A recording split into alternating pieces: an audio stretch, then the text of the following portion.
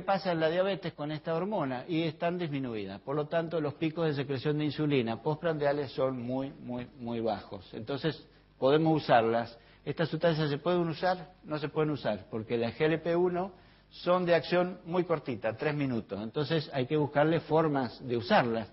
Y entonces podemos utilizar moléculas sintéticas que no se destruyan por la DPP4, que es la enzima que las elimina. O podemos usar un inhibidor de la enzima para que no se destruya la sustancia y tenga una vida media de 3 minutos, pase a horas e inclusive del día entero.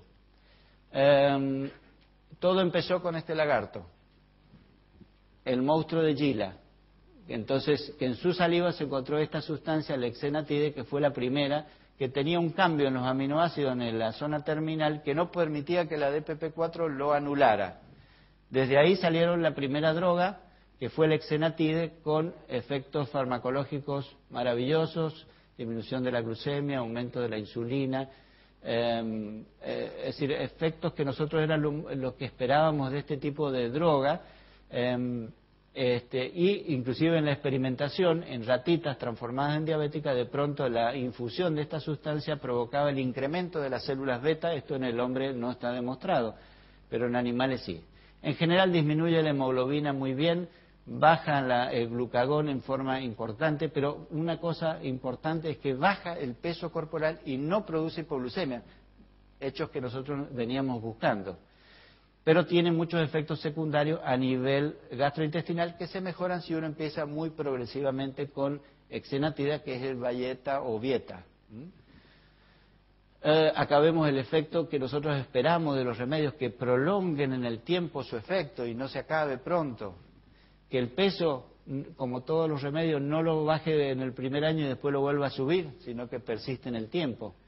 Y lo mismo nos está pasando con las sustancias. Esto es un hecho muy bonito que después otra vez vamos a charlar, pero también nos está pasando con el liraglutide este mismo tipo de efectos. El liraglutide estable en el tiempo, baja el peso, lo mismo náuseas.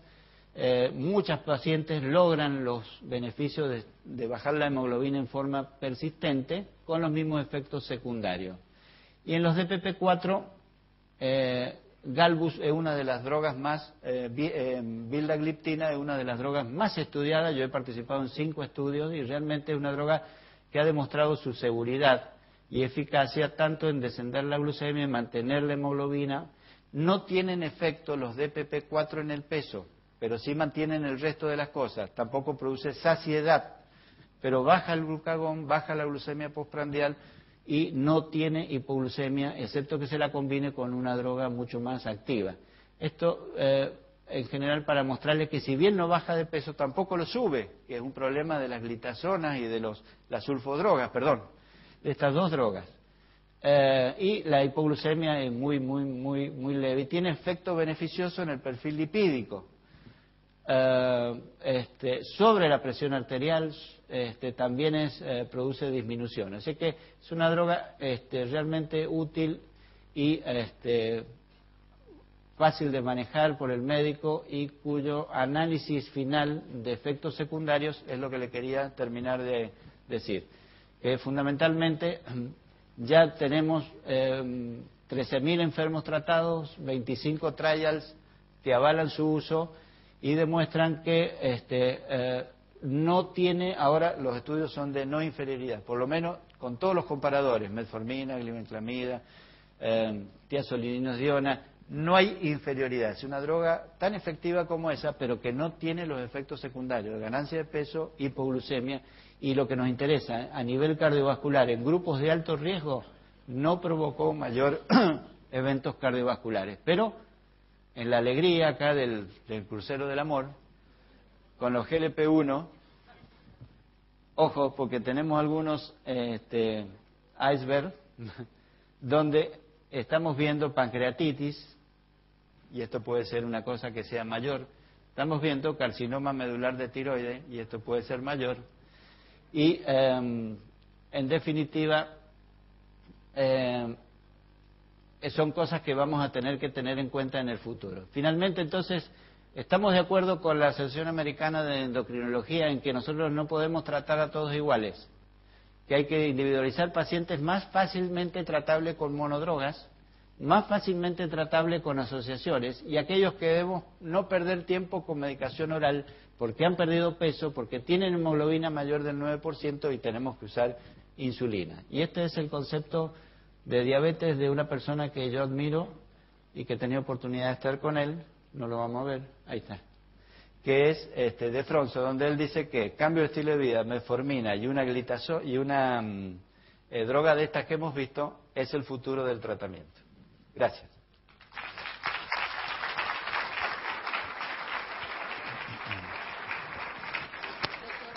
Doctor Marcucci, tenemos tiempo para una o dos preguntas. Si alguien desea hacer una pregunta, por favor le pido que levante la mano para que le acerquemos el micrófono. Allá en el fondo, en el pasillo, tenemos una.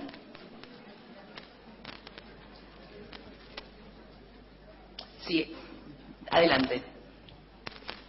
A su derecha, a su izquierda, doctor. Sobre los prediabéticos. Me parece que no lo entendí muy bien.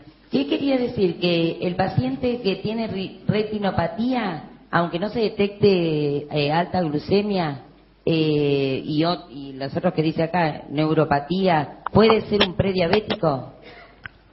La prediabetes es un término que antes era una mala palabra. Decir tengo prediabetes era como decir no sabes nada. ¿Tenés diabetes o no tenés diabetes? Pero desde hace unos años se ha acuñado este término para individualizar los grupos de riesgo, para que queden con una palabra que por lo menos los movilice y digan, nosotros estamos acostumbrados a minimizar las cosas que nos pasan, exageramos las que le pasan a los demás y nosotros nos minimizamos. Entonces la idea era adquirir un término que dijera, ojo, te va a pasar eso, estás pre. Entonces, ¿quiénes son? Los que tienen la glucemia en ayuna, que no es diabética, no es 126, pero tampoco es 100.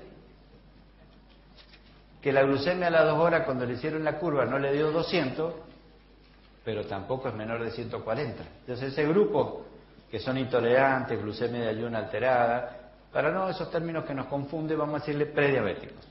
Esas personas son sometidas a varios trials para averiguar si nosotros podemos cambiar el curso y hacer que en el tiempo no tengan diabetes, porque ellos, el 5% todos los años, se van a transformar en diabéticos establecidos. Entonces hay varios trials. Uno de ellos es el DPP, el Diabetes Prevention Project, o Program, que puso estilos de vida intensos, cambio de estilo de vida intenso, metformina y placebo. Y ahí demostró que cambio de estilo de vida reduce un 60% a 3 años la posibilidad de tener diabetes.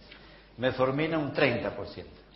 No se hizo un estudio en conjunto, cambio de estilo de vida con metformina.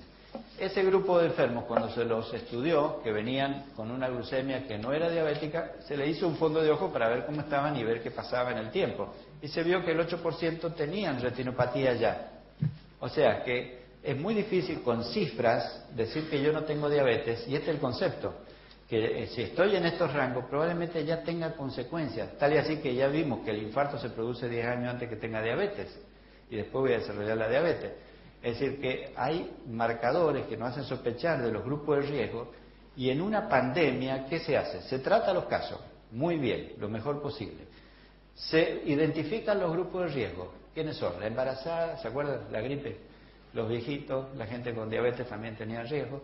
A eso los identificamos y le hacemos las medidas de prevención. Y a la población general le decimos, tengan ojo porque hay gripe, no vayan a lugares cerrados. Lo mismo hay que hacer con la diabetes porque es una pandemia.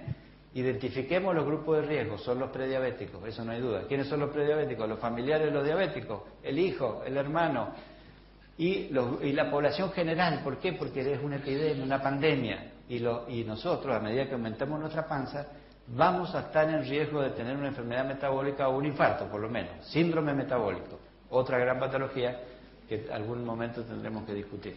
Doctor, para cerrar tenemos una última pregunta hacia su izquierda. Caballero. Sí, doctor. Usted en su mención indicó los pacientes que eran tratados en forma intensiva, la mejoría de tratarlos al inicio. O sea, un poco el tema es cuál es el inicio. Y otro es el tema respecto a que también estoy totalmente de acuerdo en la mención que hacía la función importante del farmacéutico respecto de la diversidad que tenemos en el país. Hay mucha gente que recién acude a la consulta cuando presenta síntomas, que obviamente estamos hablando de un proceso ya de larga data, y ahí es donde el rol del farmacéutico es fundamental, porque esa misma gente es la que toda su vida asistió a la oficina de farmacia y donde nosotros jugamos el rol fundamental, que es la detección precoz. Entonces, un poco, en principio sería, ¿cuál es el inicio que usted mencionaba? Y obviamente, ahí es donde nosotros jugamos un rol fundamental, el hecho de la detección.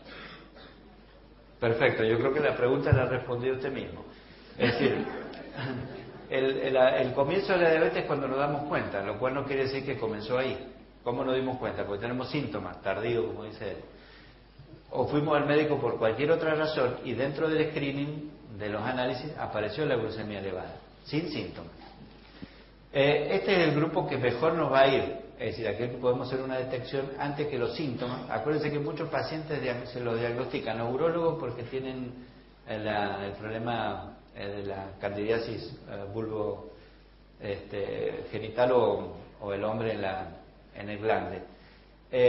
Los oftalmólogos que hicieron un fondo de ojo por hipertensión se encontraron con una retinopatía diabética, o sea que lo estamos haciendo los diagnósticos por las complicaciones. Dejemos de hacer diagnóstico por complicación, tenemos que hacer diagnóstico por factores de riesgo. ¿Cuáles son los factores de riesgo? Ya tener 40 años es un factor de riesgo hoy, así que todos tenemos que hacernos una glucemia. Si hemos aumentado de peso y la panza nuestra empezó a crecer, si tenemos triglicéridos elevados, HDL baja, si somos hipertensos, el 60% de los diabéticos son hipertensos y el 50% de los hipertensos tienen trastornos metabólicos que los van a llevar a diabetes si no hacen una corrección. Ubicar los grupos de riesgo, lo ubicamos de esta forma. El farmacéutico atiende al diabético y sabe que su hijo y su hermana y los parientes debe aconsejar el control periódico de la glucemia. Es más, podemos sacar el síndrome metabólico a través de medidas de la pancita, la presión arterial, una glucemia que no es diabética, con los HDL bajos y los triglicéridos altos. Es decir, podemos formar un síndrome que le vamos a decir, mire, acá hay una chance altísima, tiene que hacer cambios urgentes de su estilo de vida, que es lo que más efectivo es. Entonces, identificación de los casos precoces sería antes de los síntomas, buscando los grupos de riesgo y esos tratándolos adecuadamente. Sin duda, cambio de estilo de vida es lo mejor. Y drogas, de acuerdo a cómo responda esto o qué capacidad tiene de cumplir este cambio de estilo de vida. Como decía un profesor mío, es más fácil cambiar de religión que de dieta.